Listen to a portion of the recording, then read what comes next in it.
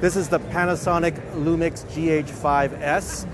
Looks a little familiar? Well, it's similar to the GH5, its sibling camera that was introduced here at CES last year. The GH5s is using a 10.2 megapixel sensor, but because of that, the pixel sizes are actually much larger, which means it can absorb more light.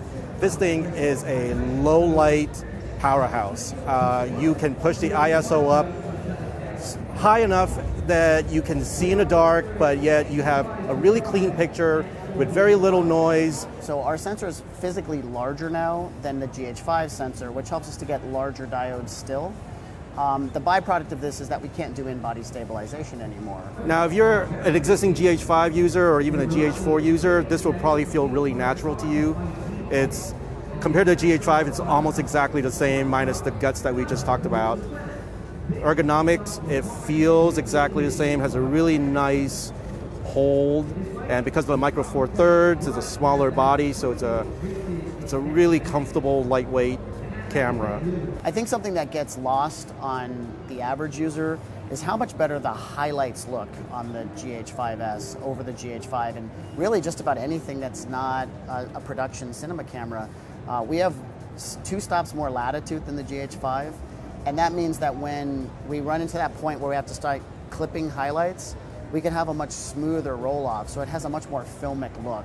It has our dual native ISO function, which means it's an all-light camera, not just a low-light camera. So, some cameras, when you shoot in their log profiles, the lowest ISO you can go to is 1600, and there's nothing below that.